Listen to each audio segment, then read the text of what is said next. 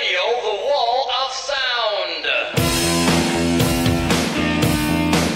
선생님은요? 선생님은 자녀 있으세요? 얘가 지금 몇 살이죠? 몇 살? 이제 올해 이제 3학년 올라가는 겁니까? 공부 잘 하는 것 같아요? 아까 말씀하셨던 것처럼 다 예. 좋은 말씀만 써주셔서 예. 따라하는 가고 있지 않나 이렇게 생각하고 있어요. 얘가 어떻게 컸으면 좋겠어요? 자기가 좋아하는 일 하면서 행복하게 됐으면 좋겠죠. 자기가 좋아하는 일을 하면서 행복하게 살았으면 좋겠다. 학원은 좀 많이 보내는 편입니까? 저는 학원은 잘 안 보내는 편인데 제가 끼고 있어요. 그러면은 집에서 좀 많이 가르치는 편이에요? 학교 진도를 따라가는 정도만. 그거 쉽지가 않던데. 저희는 집사람하고 약속을 했어요. 숙제나 뭐 공부는 우리가 가르치지 말자. 해보니까요. 저는 제가 좀 수학적으로 잘한다고 생각하거든요. 집사람은 영어를 좀 잘하고. 둘 다 한번 맡아서 해보니까요. 애하고 멀어지기 시작하더라고. 네. 그래서 공부는 무슨 과외를 가르치는 건 아니고 숙제만 봐주는 선생님 있죠. 그게 차라리 낫더라고. 그러니까 우리가 숙제해라 이런 얘기를 안 하니까 거기에 대해서 다툼이 일어나지가 않더라고요.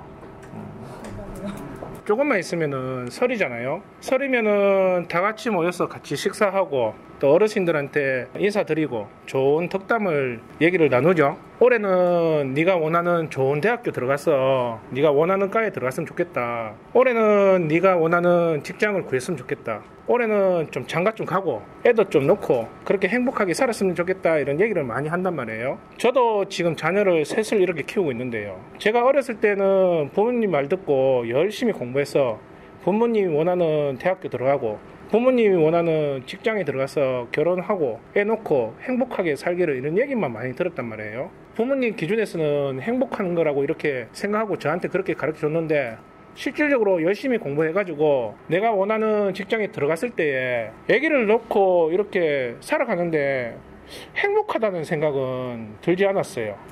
제가 들어갔던 직장에서는 그냥 시키는 일만 제대로 하면은 꼬박꼬박 월급 나오고 큰 사고만 치지 않으면은 정년 한 62세, 63세까지도 그렇게 다닐 수 있는 직장을 가지고 있는데 왜 나는 행복하지 않을까 그런 고민을 되게 많이 했거든요. 그러면서 그 회사를 나오고 지금 제가 하고 있는 일을 하면서 지금은 행복하다는 생각을 많이 해요. 내가 하고 싶어 하는 일을 하니까. 보통 제가 이런 질문을 던졌을 때는 자녀가 원하는 일을 하면서 그냥 행복하게 살았으면 좋겠어요 라고 얘기하는데 실질적으로 얘가 원하는 일이 뭔지에 대해서 모르는 거야. 저도 그걸 잘 모르겠어요. 근데 우리가 어렸을 때부터 성인이 될 때까지 배운 적이 없기 때문에 우리 자녀들한테도 제대로 이렇게 전달을 못하는 것 같아요. 그냥 부모님들이 얘기하는 게 열심히 공부해라. 그리고 좋은 대학교 들어가고 좋은 직장을 구해라. 제가 지금 이렇게 살아보니까 10대 때도 그랬고 20대 때도 그렇고 30대 때 그리고 지금 이 순간 때도 선택할 수 있는 길은 계속 있었는 것 같아요. 근데 이제 나이가 차면서 선택할 수 있는 폭이 줄어들더라고요. 저희 교육생들로 이렇게 아니면 상담으로 이렇게 찾아오신 분들을 보면은 본인이 어렸을 때 원했고 부모님들이 그 길을 원해가지고 자기가 지금 하고 있는 일에 대해서 만족을 못하는 분들이 많은 것 같아요. 예를 들어가지고 음악을 하시는 분이 계셨는데 대학원을 지금 다니고 계시고요. 강사로 이렇게 일을 하고 계시고 레슨 또 하고 계시는데 음악 하는 게 이제 싫어진다면서 그렇게 얘기를 하더라고요. 자기는 정말 음악만 하고 싶었다고 이렇게 얘기를 하는데 자기는 영어가 되게 좋아가지고 해외도 나가서 공부도 하고 이렇게 나왔는데 지금 학원 강사로 이렇게 일하고 있는데 해외에서 자기가 하고 싶어 하던 일이 있었는데 그 여건이 안 된다고. 그런 것처럼 저도 직장을 이렇게 다녔을 때에 경제적인 여건이 안 받쳐졌을 때 되게 힘들더라고요. 근데 이 경제적인 부분이 받쳐졌을 때는 내가 하고 있는 일이 그렇게 좋더라고. 회사 생활도 되게 행복하고. 그러니까 우리 애들한테도 어렸을 때부터 경제적인 개념을 좀 잡아주면 참 좋을 텐데 어렸을 때 저희 집안은 적금하는 건 배웠는데 돈을 불리는 방법을 배우진 않았어요. 성인이 됐을 때는 내가 월급을 받았을 때 이거 가지고 쪼개가지고 살아가는 그런 방식만 이렇게 배웠지 불리는 방법을 모르니까 이게 한 달 한 달이 저한테는 너무 힘든 거예요. 저도 악착같이 돈을 한 모아봤거든요. 이게 보통 힘든 게 아니에요. 나이가 지금 20대 아니면은 30대 되신 분들 그리고 자녀들을 키우시는 여러분들 자녀들한테 경제적인 부분을 좀 알려줄 수 있다 그러면은 그럼 자녀들이 선택할 수 있는 폭은 자유로워질 수 있다고 저는 생각을 해요. 그런 의미에서 오늘 저희 교육생이 받았는 물건 가지고 여러분들하고 다시 한번 어떤 자녀로 키울 것인지에서 같이 생각해보는 시간을 한번 가져볼게요. 이 물건 같은 경우에는 저희 교육생이 작년 10월 달에 물건을 받았는 거예요. 물건지는 부산 남구에 있는 569도 SK뷰라는 곳입니다. 여기는 17층이고요. 감정가가 6억 2,300이었어요. 총 몇 명 들어왔냐면은 5명 들어왔어요. 그래서 이제 저희 교육생이 적었는 가격이 5억 2,800에 적어가지고 최고가 매수인이 됐습니다. 준공했는 거는 08년도에 준공을 했고 15개 동이 있어요. 이 주차 대수가 5,755대. 그러니까 세 대수보다 1.5배 조금 넘는다고 생각하시면 돼요. 그러니까 난방은 개별로 해서 도시가스로 이렇게 쓰고 있고 그냥 일반 지도 말고 스카이뷰로 이렇게 찍어가지고 이렇게 올렸거든요. 왜 이렇게 찍었냐면은 이쪽이 다 바다입니다. 날 맑을 때는 569도가 진짜 보이고 여기가 아침이나 저녁에 이제 운동할 수 있는 해맞이 공원이고 그러니까 이 아파트 같은 경우에는 바다 쪽으로 뷰가 나오느냐 안 나오느냐에 따라서 가격 차이가 되게 심해요. 여기 보시면은 바다 뷰가 이렇게 나오는 데가 115동, 113동, 111동, 110동, 109동, 108동, 107동. 아무래도 이쪽에 보시면은 107동하고 108동하고 109동 있죠. 여기는 바로 앞에 이제 뷰가 공원이 보이고 바닷가가 보이는 뷰가 잘 나온다 그러면은 뷰가 안 나오는데 하고 1억에서 1억 5천 정도도 차이가 납니다. 근데 우리 교육생이 받았는 동은 112동. 요 도로 측에서 안쪽으로 들어갔죠. 이쪽 라인으로 지금 보고 있습니다. 그러니까 앞에 가리는 동이 없죠. 그러니까 이쪽으로 이제 바다가 이제 보이는. 여기 뒤에 있는 아파트는 뷰가 안 나오는데 여기는 뷰가 나오면서 뒤쪽으로 좀 빠졌는데. 그러니까 제가 이 말을 하는 이유는 시세 조사를 할 때 뷰에 따라서 가격 차이가 있는지 없는지도 찾아내야 된다는 거예요. 무조건 여기에 나와 있는 매물이 시세라고 이렇게 보고 들어가면은 우리가 받고 나서 부동산에 내놨을 때는 또 다른 얘기 했을 때 또 여기서 딜레마가 이제 빠진단 말이에요. 여기는 경매로 받은 게 아니고 공매로 받았는 거예요. 경매 같은 경우에는 낙찰받고 일주일 지나면 허가가 떨어지는데 이 허가 기간에는 이쪽에 묶여있는 채권자들 그리고 소유자, 채무자들이 이 물건 낙찰받는데 문제가 있습니다 라고 항고 들어오는 기간이에요. 그리고 그 기간이 이제 끝나고 또 일주일에 지나면은 확정이 떨어지는데 이거는 이제 판사가 정말 이 사람은 최고가 매수인입니다 라고 판결 내려주는 그 기간. 그러니까 낙찰받고 2주가 지나야지 진짜 이 물건은 내 물건이 되는 거예요. 근데 이거 공매는요.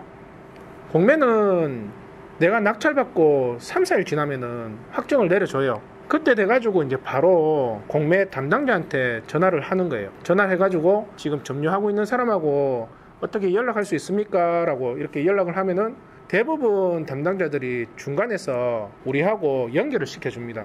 그래서 이번 같은 경우에는 3, 4일 지나가지고 담당자한테 전화해서 이분 연락처 좀 연결 좀 시켜주세요 라고 하니까 그분이 전화가 왔어요. 왔는데 이사를 나갔대. 그래서 어떻게 하면 되겠냐고 그쪽에서 물어보는 거예요. 그러면 비밀번호 좀 가르쳐 주려고. 그러니까 비밀번호를 또 받았어요. 비밀번호를 받았다 그러면은 바로 비밀번호를 바꿔야 돼요. 그러면 명도가 끝나는 겁니다. 그리고 이제 내가 그 소유권을 취득하면은 그 물건은 온전히 내게 되는 거예요. 근데 보통 다 소유권을 취득을 해가지고 그때부터 수리하고 부동산에 내놓기 시작하는 거죠. 그런데 이번 같은 경우는 일주일이 안 됐을 때 번호를 받았기 때문에 안에 다 확인하고 수리할 부분 찾아봤는데 수리할 부분이 딱히 없더라고. 수리할 부분은 그냥 없는 걸로 하고 부동산에 다 내놨어요. 그래 잔금 치르기 한 3, 4일 전에 전세를 마쳤습니다. 잔금을 치른다는 거는 그때부터 대출 이자가 발생하기 시작하는 거잖아요. 그러니까 하루하루가 우리는 돈이라고 이렇게 생각을 하는 거예요. 그러니까 웬만하면은 빨리 명도할 거 명도해가지고 부동산에 내놓고 맞춰진다 그러면은 계약서를 적는 거예요. 그러니까 너무 한 곳에만 생각하지 말라고. 이분이 전라도 광주에 사시는 분이거든요. 이제 부부가 같이 이렇게 개업을 하려고 했는데 한 몇 년 미뤘습니다. 이 방식을 알고 나중에는 자기가 원하는 상가를 시세보다 좀 저렴하게 구입을 해가지고 자기 상가에다가 병원을 차릴 계획이에요. 광주에서 이제 내려갔죠, 부산까지. 그래서 사진을 찍었는데 요거는 작은 방에서 찍었는 사진입니다. 거실에서 이제 찍었는 사진이 요거. 그러니까 바다 전경이 나오죠. 요 옆에 있는 아파트가 이렇게 있는데 거실에서는 가리지가 않아요. 시원하죠. 뷰가 나오느냐 안 나오느냐에 따라서 여기 아파트의 가격 차이가 많이 나요. 여기가 부산 남구 용호동이거든요. 남구는 작년까지 조정지역이었습니다. 근데 지금 남구가 조정지역에서 풀렸죠. 그러면서 이제 매물이 이제 나오기 시작하는 거예요. 지금 나와 있는 매물을 훑어보니까 5억 7천도 있고, 그런데 그런 거는 저층, 이렇게 17층 쪽으로, 그리고 바다 쪽으로 뷰가 보이는 쪽으로 이렇게 보시면은 6억, 뭐 6억 2천 이렇게 나와 있어요. 이거는 현재 나와 있는 매물 가격대가 평균적으로 한 6억 선이면 안 되겠나 이런 생각을 해요. 전세를 놨어요. 전세를 4억에 놨어요. 월세는 3천에 130 정도 이렇게 생각을 하고요. 그리고 구입했는 가격이 5억 2,800. 그래서 실제 들어갔는 돈이 9,300 정도 이렇게 들어갔어요. 시세 차익은 7천 정도. 보수적으로 지금 생각해가지고 이렇게 만들어 놨어요. 이 물건을 교육생이 받기 전에 저는 한 6개월 전에 이 물건을 알고 있었거든요. 신건으로 나왔을 때부터 계속 지켜보던 물건이었어요. 실질적으로 이 교육생 같은 경우에는 2번 교육받고 이 물건을 낙찰을 받았어요. 다른 교육생들한테 이 물건 한번 들어가 보세요 라고 추천했던 물건이었거든요. 이 교육생한테는 추천하지 않았어요. 이제 교육받은 지 얼마 안 됐으니까 시세도 사도 지금 배우는 단계도 아니었고. 그런데 이 물건을 교육생이 본인이 물건을 골라가지고 저한테 이 물건 어떠냐고 저한테 이제 물어보더라고요. 역으로. 저는 이 물건 알고 있었으니까. 그래서 그때 이제 등기 사항을 보면서 이 물건을 봤는데 되게 신기했어요. 이 물건 같은 경우에는 2명의 아가씨가 나옵니다. 다은이하고 자경이. 이 다은이는 경매로 이 물건을 낙찰을 받았고요. 자경이는 일반 물건을 일반 시세에서 맞춰가지고 샀어요. 이 두 사람은 똑같이 부산에서 이렇게 살고 있는데 매매 거래할 때 외에는 한 번도 만나보지 않는 사람들이에요. 그런데 여기에 공통점은 둘 다 24살 때 이 집을 구입을 했다는 거예요. 지금 다은이 같은 경우에는 올해 이제 19년 됐으니까 30살, 그리고 자기양씨 같은 경우에는 27살 정도 이렇게 됐겠네요. 이 등기사항을 보면서 이분들이 이 물건 가지고 어떻게 달리 살았는지 한번 훑어볼게요. 이 물건 같은 경우에는 최초로 소유권을 취득했는 사람이 박종문 씨입니다. 이분은 분양을 받았어요. 얼마에 분양을 받았냐면은 7억 870, 그러니까 7억 1000인데 한 130만 원 정도 좀 DC를 받아가지고 이 분양을 받았는 것 같아요. 그런데 이제 이게 경매로 이제 나온 거예요. 이 박종문 씨가 이때 소유자죠. 경매로 언제 나왔냐면은 13년 9월 24일 때 신건으로 이렇게 나왔습니다. 그때 감정가가 6억이었어요. 그러니까 분양가는 7억이었는데 감정가가 6억이다. 분양 가격에서 가격대가 1억 정도 떨어지고 그때 매물이 이제 거래되는 게 한 6억 선에서 거래가 됐다는 거예요. 그래서 이제 두 번 유찰돼가지고 4억 8,400에서 시작을 했는데 총 4명이 들어왔는데 다은 씨가 4억 2,112만 원 줘가지고 최고가 매수인 됐죠. 대략 한 1,300만 원 정도 이동하고 가격 차이로 낙찰이 됐네요. 그러면 시세 차익을 얼마 정도 이렇게 받냐? 13년도 12월 달에 받았잖아요. 이 당시 때 거래됐던 가격대를 보면은 이평수가 얼마 정도 선에서 거래가 됐냐? 4억 9천, 4억 9,500 이 정도에서 거래가 됐어요. 이 아파트도 가격이 떨어진다니까, 분양했던 가격에서. 이때 거래됐던 게 거진 4억 9천에서 5억 선에서 거래가 됐다는 거예요. 그럼 감정가가 높다는 거죠. 그러니까 2번 정도 유찰돼가지고 받았는 거지. 그러면은 이 다은이가 얼마 정도 시세차익을 받냐면은 6천에서 7천 정도 보고 이 물건을 받았는 거예요. 그래서 이제 잔금을 치렀겠죠. 잔금 치렀는 날짜가 소유권이 이전을 받았는 날짜겠죠.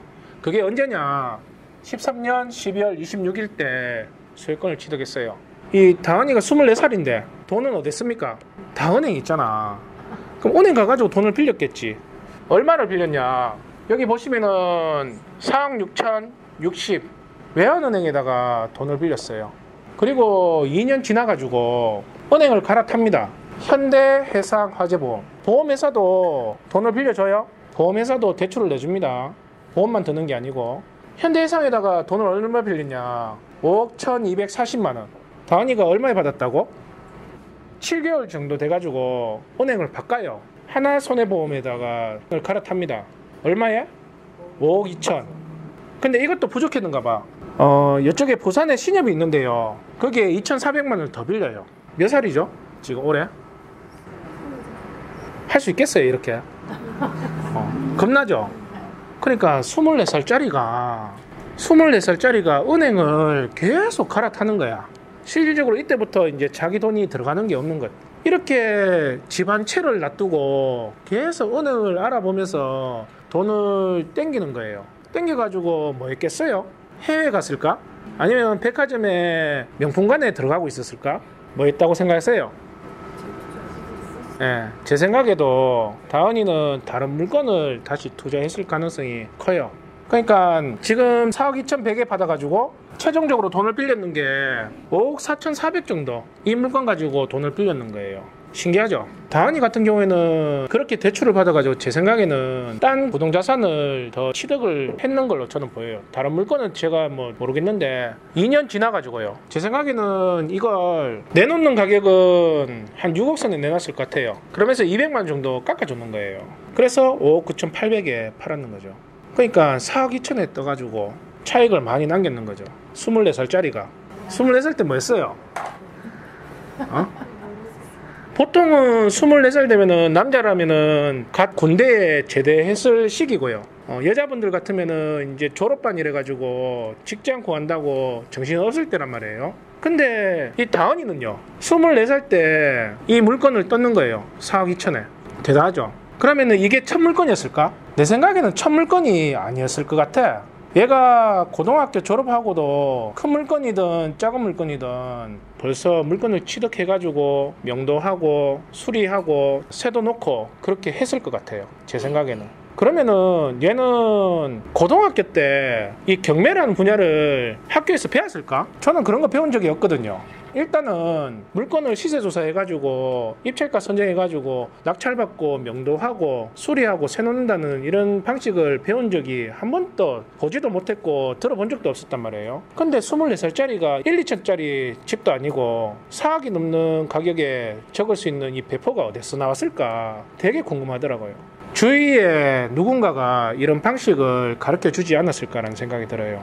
이렇게 하는 거라고 이렇게 가르쳐 주는 것보다는 그렇게 하는 걸 보고 듣고 배우는 것 같아요. 제가 아까 서두에 여러분들한테 얘기했잖아요. 여러분들의 자녀들이 어떤 모습으로 자랐으면 좋겠습니까? 라고 물어봤죠. 저는 초등학교 교육에 그리고 중학교에 사회나 아니면 경제 과목에 부동산을 안 가르쳐 주더라도 주택임대차보호법이나 상가임대차보호법은 최소한 들어가야 된다고 생각해요. 우스개로 얘기하지만 저희 얘기하고 잠잘 때나 이렇게 있을 때 구고단을 외자 이런 거 안 하거든요. 주택임대차보호법 1조 1항에 보면은 국민의 주거생활을 안전을 도모하기 위해서 이 주택임대차보호법을 만드는데 그 조건은 뭔지 알아? 이렇게 물어본단 말이에요. 그러면 얘기를 해요. 전입하고 점유를 해야지 대항력이 여건이 발생을 하지. 그러면 언제부터? 그날 저녁 12시 이후부터 발생하는 거 아니야 아빠? 이렇게 물어본단 말이에요. 한 번씩 낙찰받았는 물건을 상가를 가기도 하고 이불로 애 데리고 명도도 하기도 하거든요. 애가 있으면 뭐라 말을 못해. 그러면서 이 사람하고 내하고 어떤 얘기를 하는지 부동산 사장하고 매매 계약이나 전월세 계약할 때 항상 데리고 가요. 시간만 난다 그러면은. 이불로 이게 뭐라는 걸 가르쳐 주는 것보다는 아빠가 어떻게 해서 부동산을 취득하고 어떻게 이걸 세를 놓고 어떻게 파는지를 옆에서 지켜보게끔 이렇게 환경을 만들어 준단 말이에요. 왜 그렇게 한다고 생각하세요? 저는 우리 애가 부동산의 달인이 되기를 원하지는 않거든요. 자기가 하고 싶어 하는 일을 하면서 경제적으로는 쪼달리면서 이렇게 사는 거는 싫어요. 제가 그렇게 한번 살아봤기 때문에. 내가 하고 있는 일이 생산적인 일이 아니고 그냥 내가 하고 싶어서 이 일을 하고요. 다른 데에서는 파이프라인이 만들어져서 자연스럽게 들어오는 환경을 스스로가 만들어줬으면 좋겠다는 생각을 하면서 이제 이불로 데리고 다닙니다. 그러니까 지금도 집사람하고 늘 말하는 게 자녀들한테는 재산을 많이 물려줄 생각이 없어요. 준다고 하면은 이제 고등학교 졸업하면은 한 1억 정도씩 떼주는 거야. 이거 가지고 네가 학교 다닐 때 공납금을 내든지 여행을 네가 가고 싶은 데를 갔다 오든지 그래서 본인의 눈을 더 넓히든지 아니면은 요거 가지고 네가 대학교 다니면서 네 자산을 네 스스로 한번 불려봐라고 이걸 까먹든 말든 그럼 나머지 돈은 집사람하고 내하고 충분히 다 쓸 거예요. 뭐 사회에 뭐 환원한다 이런 얘기 다 필요 없고 쓸 만큼 다 쓸 거야. 다 쓰고 나서 남으면은 자녀들한테 남는 돈을 나눠줄 거예요. 저는 그게 맞다고 생각하거든요. 자녀들한테 재산을 많이 물려주는 사람들도 봤어요. 이 돈을 관리하는 방법을 모르고 이게 물려받으니까 형제들끼리 사이가 더 안 좋아지더라고. 쓸데없이 어떤 사업한다 해가지고 한순간에 그 날리는 것도 저는 봤어요. 돈이라는 거는 들어올 때는 또 들어오고 나갈 때는 또 나가는데 이 돈이라는 거를 무서워가지고 내 엉덩이 밑으로 깔고 있으면은 그것도 잘못된 거거든요. 이 돈이라는 거는 살아있는 생물이기 때문에 더 기운을 이어가지고 더 불려주는 게 이게 돈이라는 속성이에요. 근데 여기 있는 다은이요. 이 다은이는 어렸을 때부터 이 돈이라는 걸 어떻게 사용하는지를 보고 배우고 알았는 것 같아요. 자기가 지금 24살인데 4억 2천이 있었겠어요? 은행을 아는 거야. 저도 24살 때 이 은행이란 것은 돈을 잘못 사용하면은 신세를 망친다고 이렇게 생각을 했거든요. 그거는 어디서 얘기를 들었냐면은 집에서 얘기를 들었어요. 그리고 그런 걸 봤어요. 아버지가 사업을 하면서 우리 집이 날아가는 것도 이렇게 봤단 말이에요. 그러면서 그 빚을 동생하고 그리고 아버지 어머니하고 우리 4명이 3, 4년을 갚아 나갔어요. 갚을 때는 되게 재밌어요. 이자가 줄어들고 원금이 줄어드는 걸 보면서 성취감도 있고 되게 좋은데요. 갚고 나면은 뭔가 이게 상실감이 되게 크게 이렇게 옵니다. 돈의 소송을 몰랐는 거예요.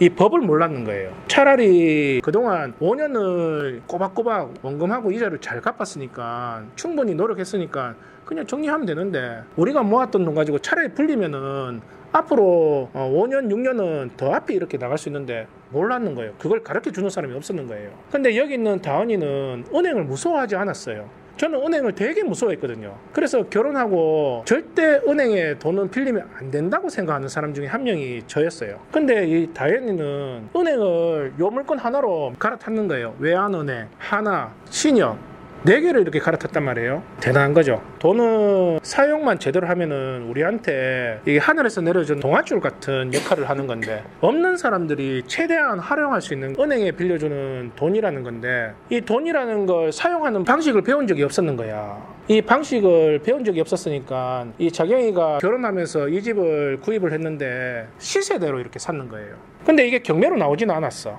경매로 안 나왔다는 거는요. 경매로 안 나왔다는 거는 대출 이자를 꼬박꼬박 잘 갚고 있었다는 거예요. 보통 우리가 경매나 공매로 받았을 때는 대부분 사람들이 경매나 공매 진행할 때 그때부터 이불로 관리비를 안 내기 시작하거든요.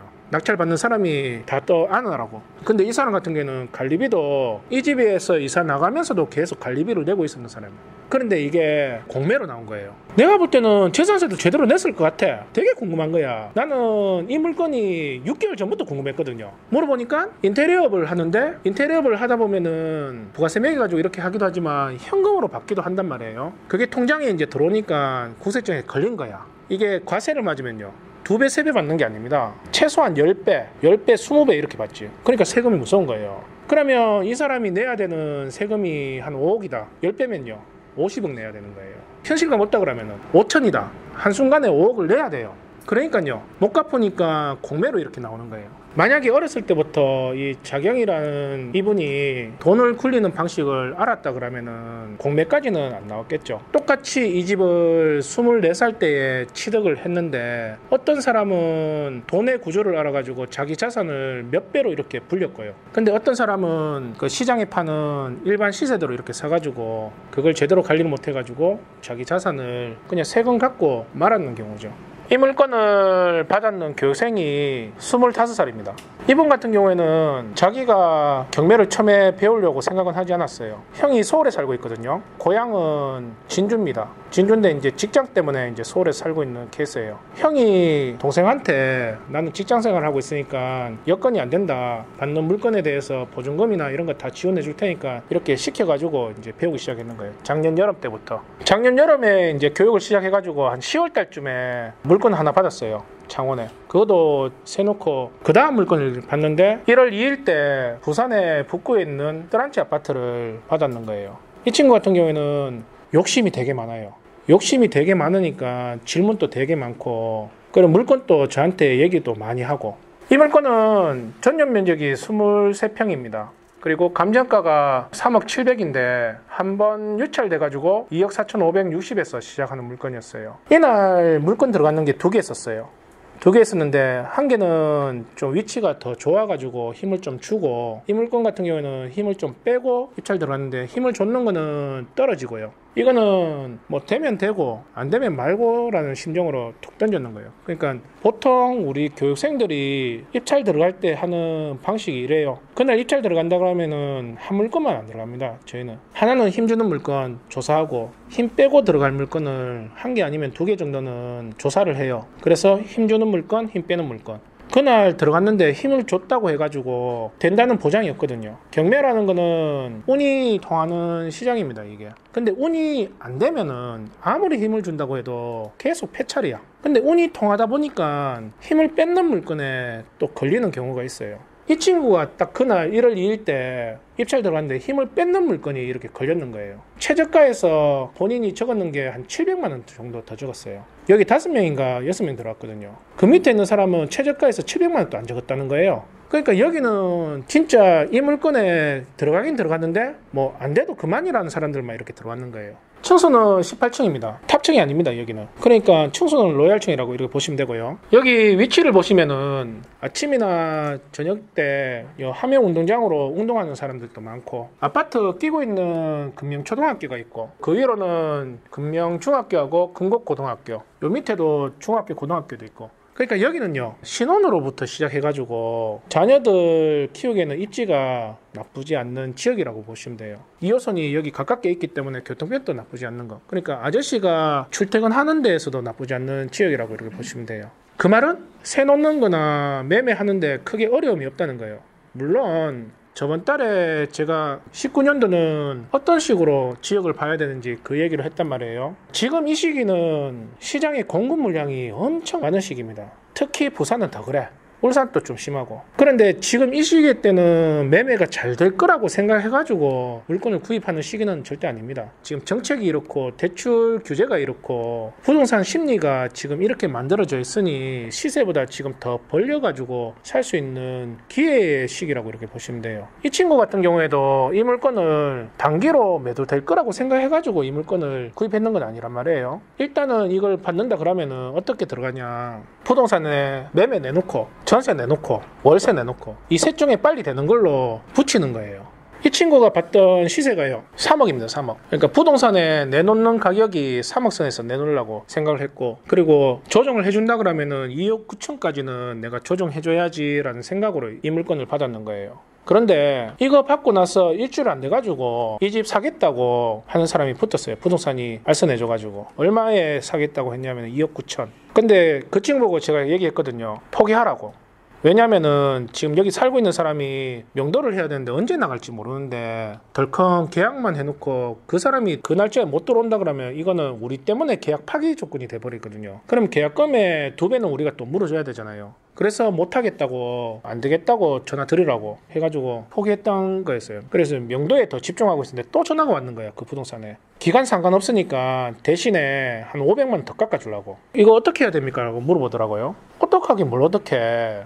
이 친구가 이걸 구입했는 가격이 2억 5천대에서 구입을 했어요. 2억 8천에 판다고 해도 3천 정도는 차익이 나잖아요. 조정 지역이 아니란 말이에요. 가세 10%가 더 붙는 게 아니에요. 40% 양도세 붙는다 생각하고 다 뛸 거 다 뛴다 그러면 본인한테 1,000만에서 1,500만 원 정도는 남잖아요. 뭘 했는데요? 그 사람이 학원 가가지고 1년 내내 학생들을 가르쳤습니까? 아니면은 어디 공사판에 가가지고 벽돌 지고 1년 내내 해가지고 1,500만 원 모았는 거예요? 아니잖아요. 제가 금방 얘기했잖아요. 이 시기는 매매가 잘 안 이루어질 수밖에 없는 시기라고. 그러니까 매매나 전세나 월세를 다 내놓고 되는 것부터 들어가는 거예요. 전세가 제일 빨리 나가겠죠. 아니면 월세에 들어갈 수도 있고. 한 바퀴 돌려보는 거야. 계약기간 한 바퀴를.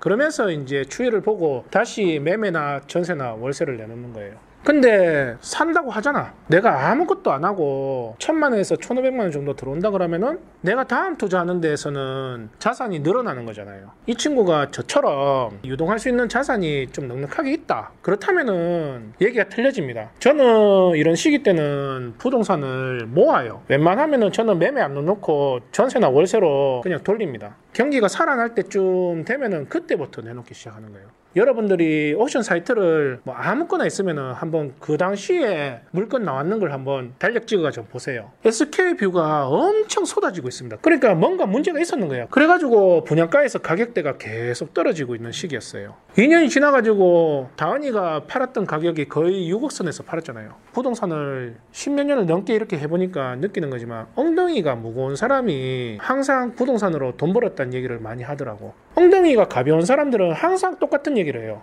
그때 팔지 말걸. 저도 이 친구처럼 이제 갓 시작했을 때, 종잣돈을 갓 불렸을 때는 앞으로 계속 들고 있으면은 입지를 봤을 때 올라갈 거라는 생각도 많이 했단 말이에요. 근데 종잣돈을 불리고 있으니까 사고팔고를 되게 열심히 하면서 불려나갑니다. 지금 이 시기 같은 경우에는 고민할 이유가 없는 거예요. 이 친구 같은 경우에는 누가 산다고 했을 때 파세요 라고 얘기하는 게 제 생각에는 이게 정답이 맞습니다. 물건을 팔아야지 다음 물건을 볼 수가 있어요. 돈이 있는 상태면 모르겠는데 없는 상태라면은. 그리고 나이가 이제 25살밖에 안 되니 경험을 더 많이 쌓는 게 제일 좋은 것 같습니다. 최근에 카페에 올렸는 글을 보니까 새로운 세계에 들어왔는 걸 최근에 이제 느끼기 시작한다면서 이런 얘기를 하더라고. 제가 이 친구 처음에 왔을 때 그 얘기 했거든요. 정말 부럽다고. 첫째로 나이가 부럽고, 둘째는 어느 국가에 가도 말할 수 있는 이 언어 능력이 너무 부럽다고. 저는 30 초반 때부터 이렇게 부동산을 시작했단 말이에요. 얘는 24살 때 들어와가지고 지금 이제 올해 25살인데 앞으로 5년 뒤에는 어떤 모습으로 살아갈지에 대해서 되게 궁금해요. 제 생각에는 자기 건물에 학원 차려가지고 학생들이 많이 들어오든 안 들어오든 그냥 자기 소신껏 가르치고 자기가 하고 싶은 하는 일을 하면서 그렇게 살아가지 않을까라는 생각이 들어요. 그런 면에서 좋은 형을 만났는 거죠. 좋은 어머니를 이렇게 만났는 거고. 현재 여기는 지금 대출을 2억 정도 자기가 받을 수 있대요. 원리자는 60만 원 정도인데 뭐 월세를 놓는다 그러면은 이자 갖고도 한 20만 정도는 남겠죠. 시세 차익은 처음에 받던 거는 한 5천 정도 이렇게 보고 들어가는 거예요. 시세를 좀 벌려놓고 이렇게 들어갔기 때문에 내 마음대로 조정을 할 수가 있는 거예요. 그런데 우리가 시세대로 사잖아요. 그러면은 조정했을 수 있는 폭이 줄어듭니다. 근데 내가 현재 시세에서 벌려놓고 이렇게 산다 그러면은 부동산에서 이 정도 가격에 좀 해주시면은 바로 계약금을 연 는다고 하는데요 라는데 말해서 힘들지가 않아요. 뭐 그러면은 그 정도 선에서 해줄 테니까 계약금 붙이세요 라고 조절을 합니다. 내가 부동산에서 도매로 샀느냐 일반 시세에서 샀느냐의 차이점이죠. 자, 카페에 올린 글인데 이걸 올렸어요. 이 문구 하나에 생각이 되게 많이 되더라고.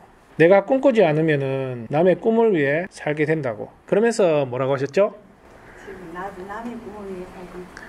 지금 현재 돌아보니까 남의 꿈을 위해서 살고 있는 본인 자신을 발견하게 되더라고. 이 문구를 봤을 때 마음속에서 멍하더라고요.